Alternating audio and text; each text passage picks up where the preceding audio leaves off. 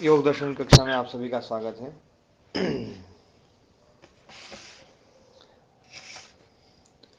अपना सूत्र चल रहा था तासाम अनादित्वम चाशिषो नित्यत्वात्।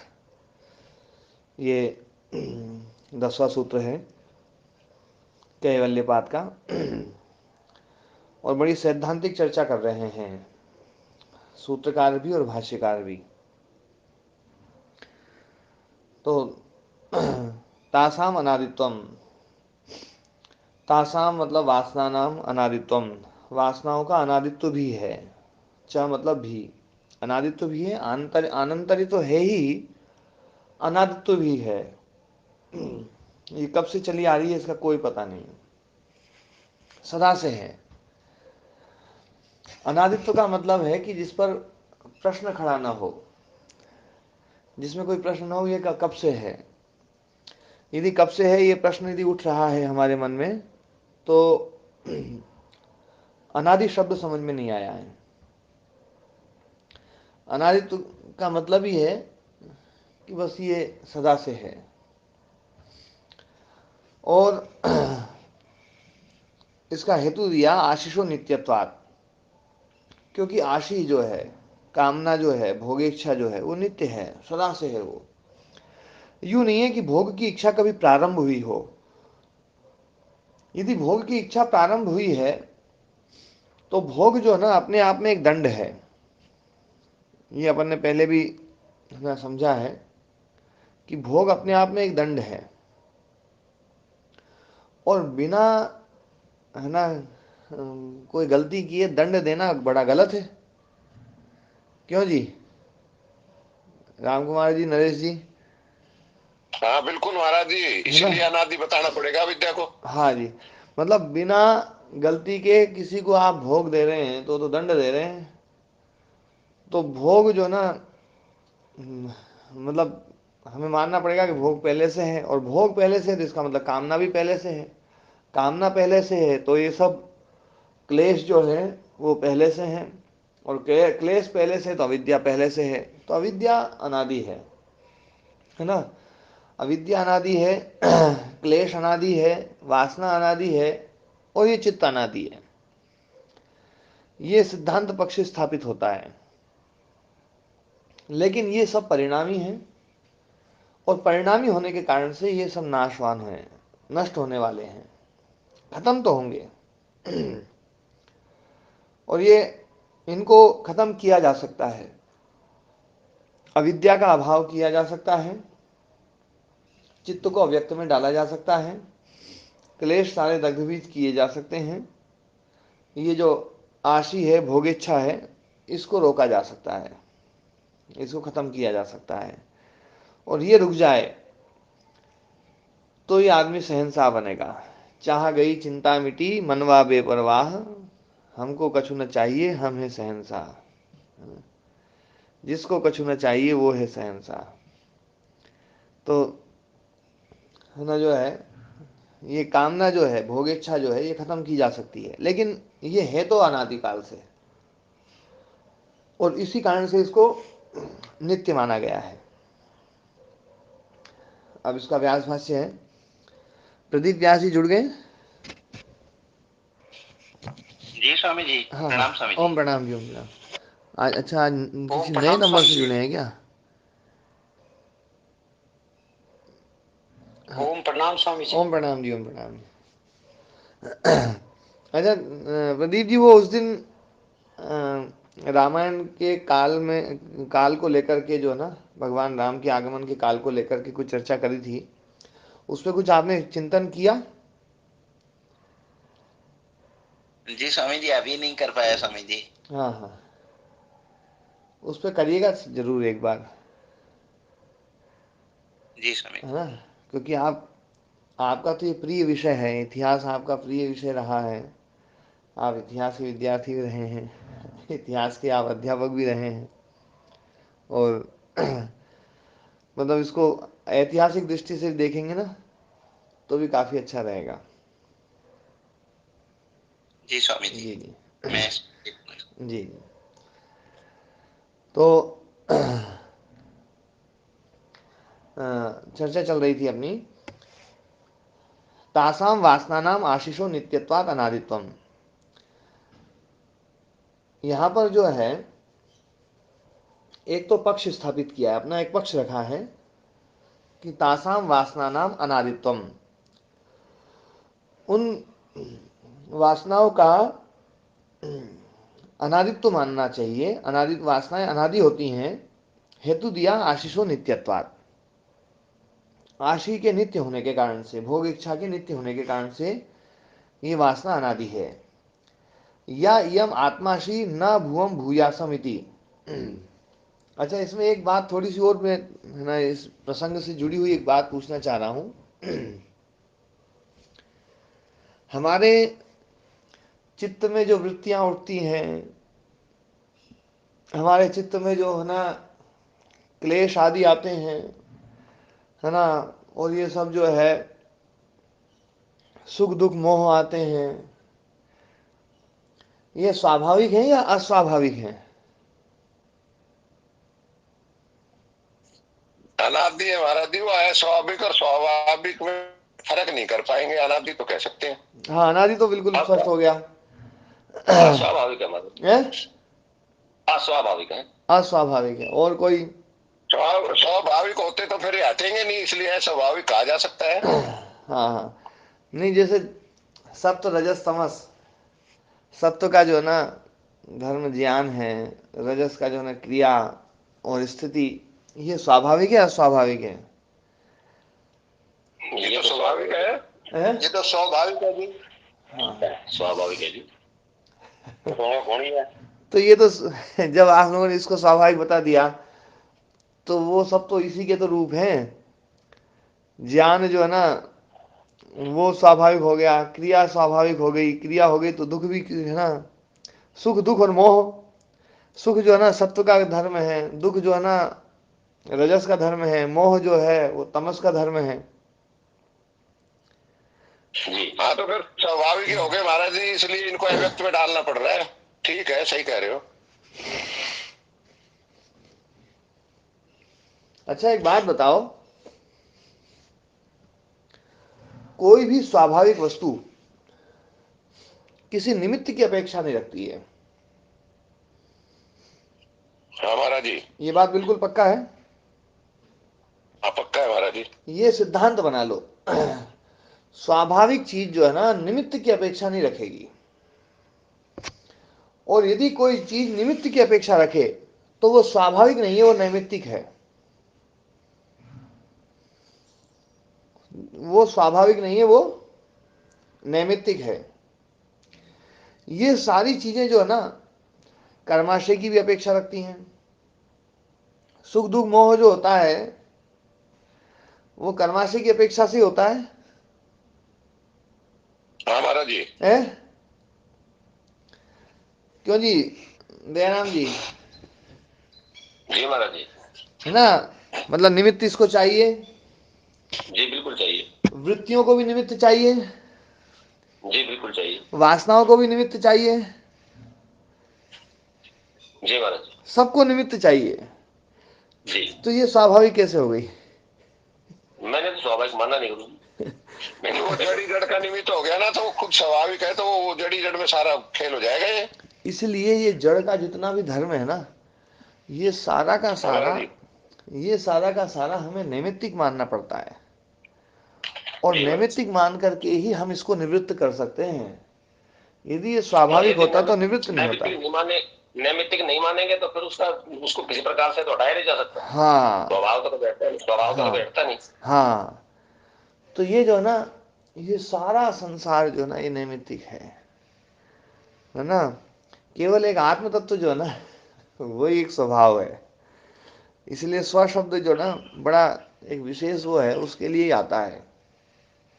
ओम स्वामी जी प्रणाम। ओम प्रणाम जी। स्वामी जी, जब फिर ये सतो रजो तमस है, तो ये तो रजो में तो दुख छपाई हुआ है, तो उसको फिर हम कैसे मान लेंगे कि ये? हाँ, दुख जो है ना, रजस में जो दुख है ना, वो दुख आपको कब मिलता है? जब आपका कर्माशय होता है तब वो एक्टिव होता है। आपका कर्माशय के कारण से तो रजोगुण आपको दुख देता है। हाँ ठीक है, कि वो फिर निमित्त ऐसे, जो है हाँ, फिर वो निमित्त बन जाता है, साध्य हाँ, निमित्त इसलिए बन जाता नैमित्तिक हो जाता है वो। जो है। निमित्त ठीक है के गुरु कारण से हो ना, वो नैमित्तिक है जी, है गुरु ना? जी, हाँ जी। गुरु जी, जैसे जैसे जैसे अग्नि का स्वभाव है जलाना, हाँ, लेकिन उस अग्नि में हम अपनी उंगली डालेंगे या नहीं डालेंगे वो तो हमारे हाथ में है। तो निमित्त उंगली उसमें जाएगी तभी तो वो उसको जलाएगा। तो हम नहीं आग जलाना, का स्वभाव नहीं हटा रहे, जलाने की हम बात आग नहीं का है। स्वभाव। नहीं नहीं, जलाना जी जो है ना, महाराज जी। देखो, एक चीज जो है ना, आपने जो उदाहरण दिया ना, वो विरुद्ध उदाहरण दे दिया। जी अग्नि, कैसे जी? अग्नि का धर्म आप देख रहे हैं, और देख रहे हैं अपनी उंगली में। आपकी उंगली में अग्नि है ही नहीं। मानी अग्नि का जो जलाना स्वभाव है गुरु जी, तो नहीं, वो तो किसी अग्नि का अन्य को जलाना, जलाएगा। देखो अग्नि का जलाना स्वभाव, अग्नि में एक दाहकता है, ये उसका जी स्वभाव दागता है ना? जी जी और जी जलाने वाली जो चीज है ना, उसमें आपको दूसरे पदार्थ की अपेक्षा रखेगी रहेगी। तो जी दूसरा पदार्थ जब रहेगा तब जलाएगी वो, नहीं तो नहीं जलाएगी। लेकिन जो जी। दाहकता है, उसमें किसी दूसरे पदार्थ की अपेक्षा नहीं है।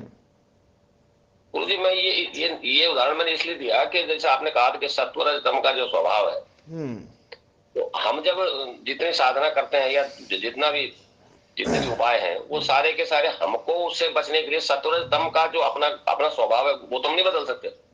नहीं, देखो आप है ना, जो है सत्व रजस तमस जो है ना, वो जिस निमित्त के कारण से सुख दुख देता है, उस निमित्त जी को आप जो है ना, कमजोर कर सकते हैं, जी महाराज जी, है यही ना? मेरा निवेदन था कि हम सत्व रजतम का स्वभाव नहीं बदल रहे, नहीं, हम निमित्त केवल अपने वो नैमित्तिक है, ये सब चीजें नैमित्तिक उस हैं।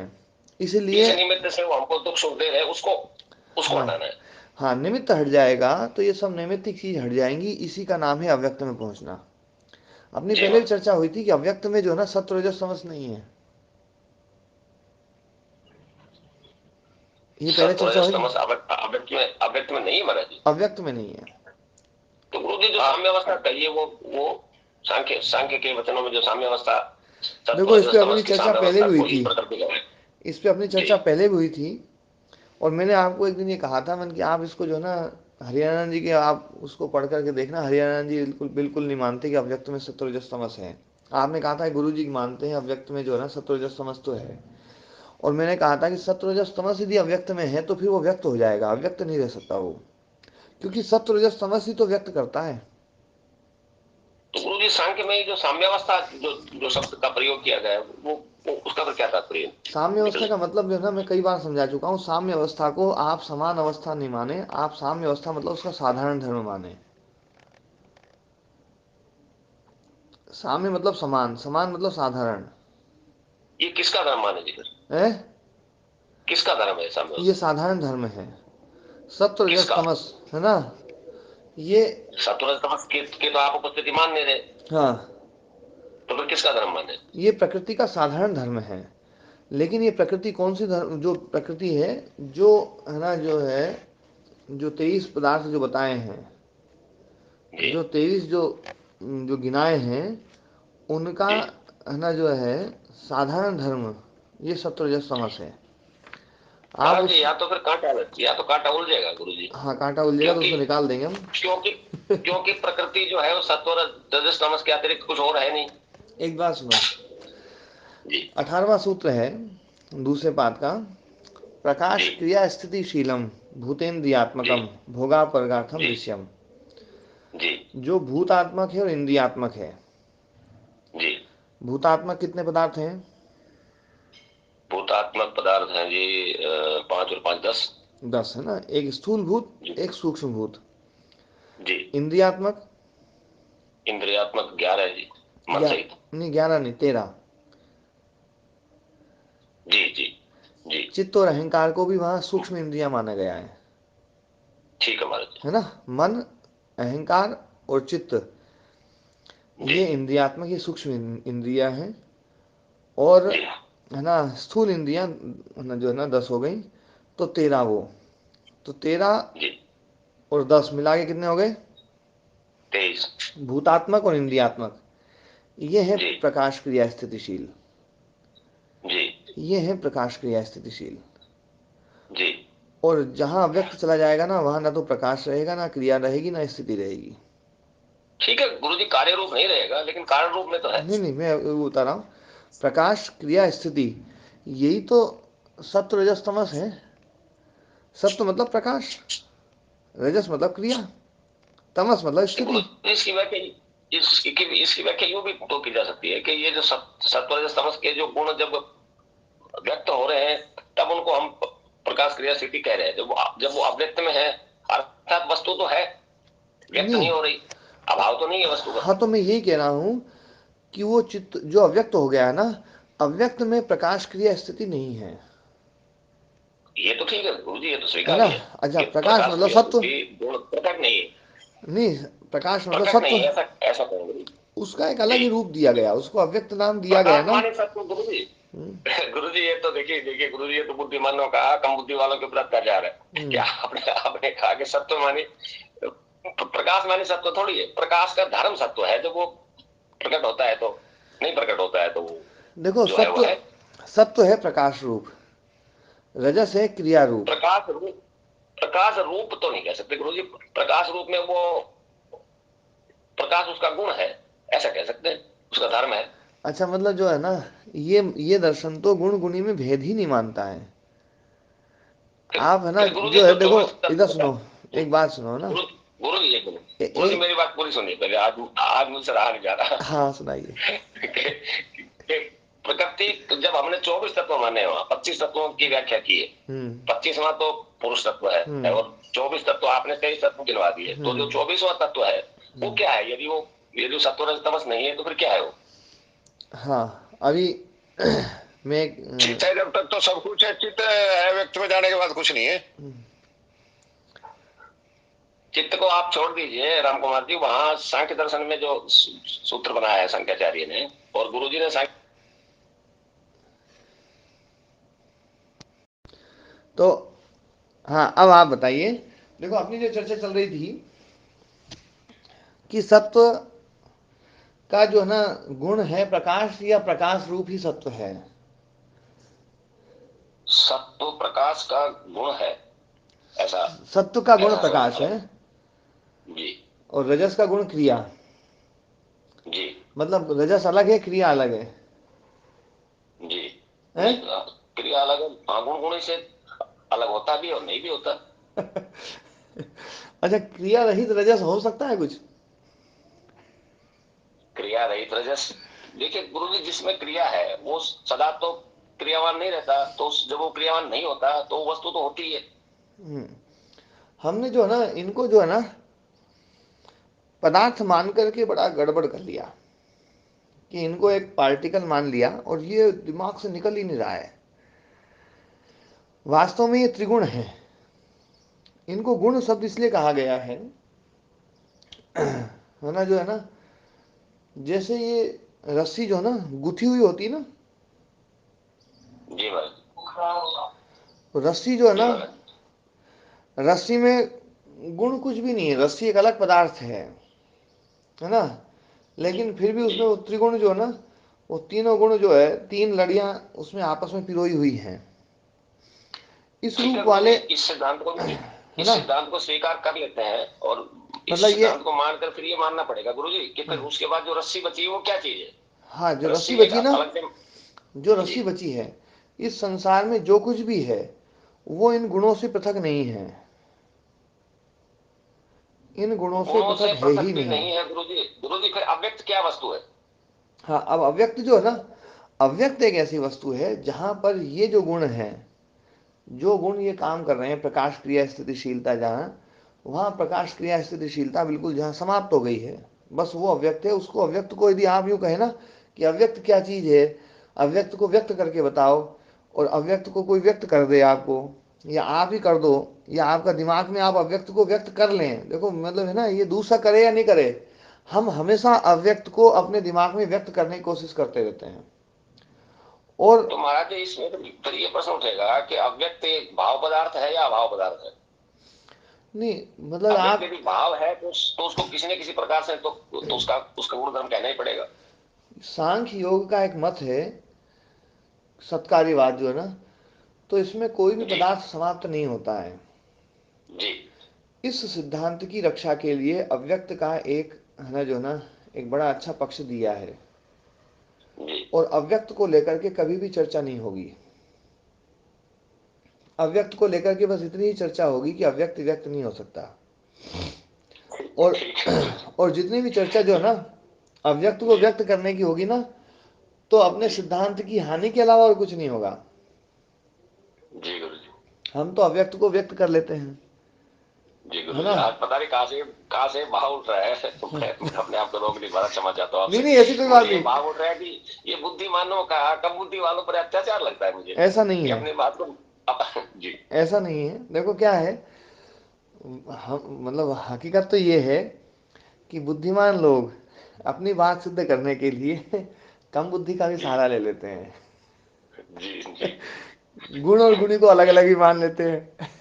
जी। बिल्कुल आज मैं एक आज मैं किसी की व्याख्या सुन रहा था सुबह वेदांति की। हाँ। स्वामी सुबोधानंद जी, पता नहीं अब है या नहीं, हम्म। उनकी वीडियो सुन रहा, तो वो यही कह रहे थे कि सारा कुछ व्याख्या करते करते जब गहराई में जाते हैं, अंतिम रूप में जाते हैं, तो फिर वो अज्ञान की शरण में जाना पड़ता है। हम्म। उनका तो तात्पर्य तो मुझे समझ में नहीं आया, हम्म। लेकिन ऐसा लगता है कि ये सिद्धांत अंत में जाकर कहीं ना कहीं जाकर हमें फिर नहीं, अज्ञान का आप सहारा जो है ना लेना ही देखो, पड़ता आप जो है सत्व रजस तमस को एक, है ना, पार्टिकल, एक अणु जैसा मान, है ना, जो ना, इसको तो मानना छोड़ दीजिए। सत्व रजस तमस एक पार्टिकल जैसा हो, ऐसी, है ना, ऐसा, है ना, संभव नहीं है। है। ये तो ठीक है महाराज जी, आपने ठीक कहा, ये तो पहले भी कहीं समझ में आया था, लेकिन है इसके ना। साथ साथ फिर ये प्रश्न अब उठता ये जो है ना, कि जब ये ये पार्टिकल नहीं है तो ये गुण रूप ही है। पार्टिकल नहीं है तो ये प्रकृति के गुण है। ये गुण रूप है, प्रकृति मतलब ये, प्रकृति में ये गुण कभी प्रकट होते हैं और कभी प्रकट नहीं होते। नहीं नहीं, ये प्रकट ही रहेंगे, जब भी होंगे ना ये प्रकट रहेंगे। ये गुण रूप है, ये गुण रूप है।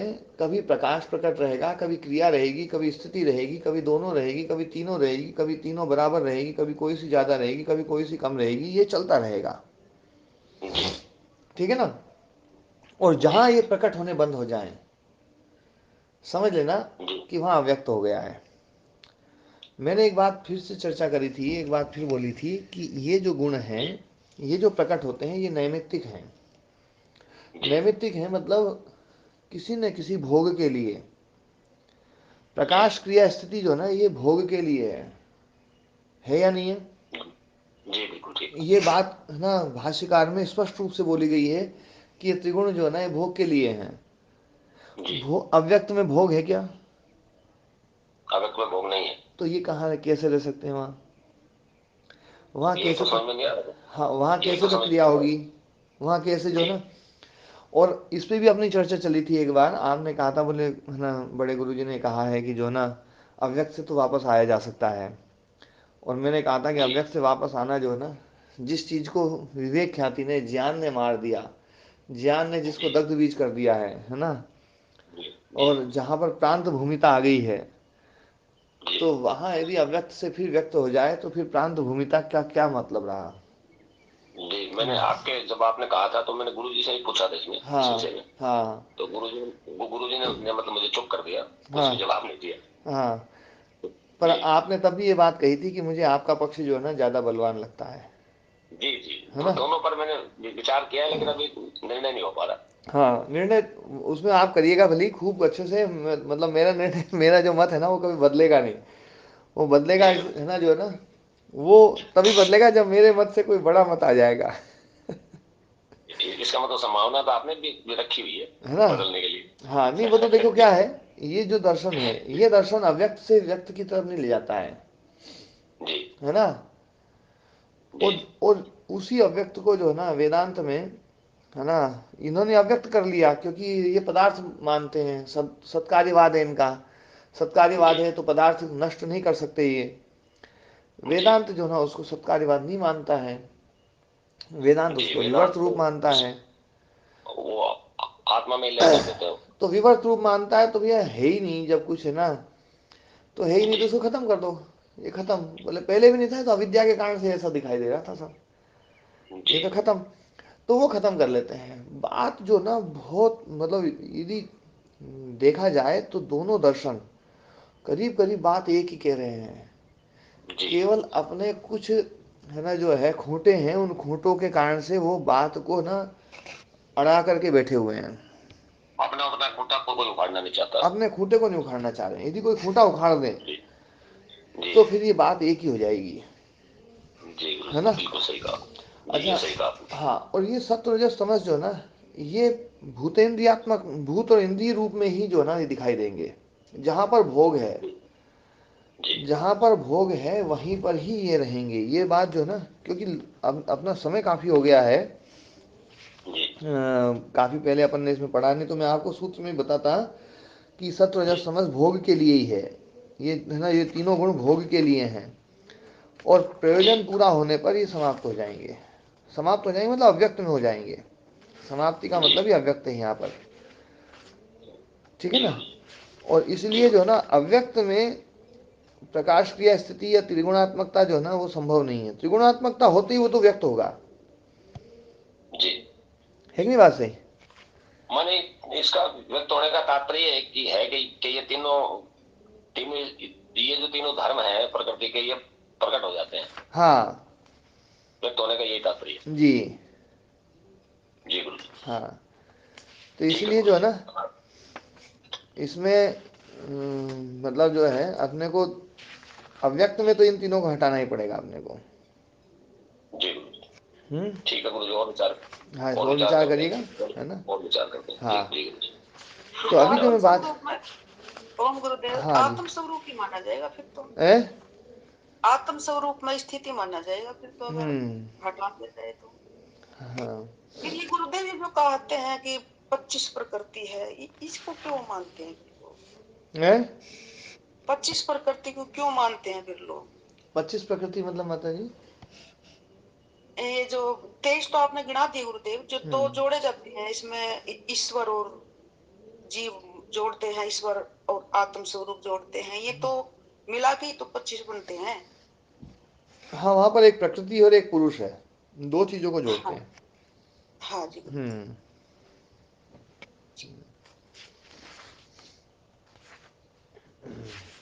तो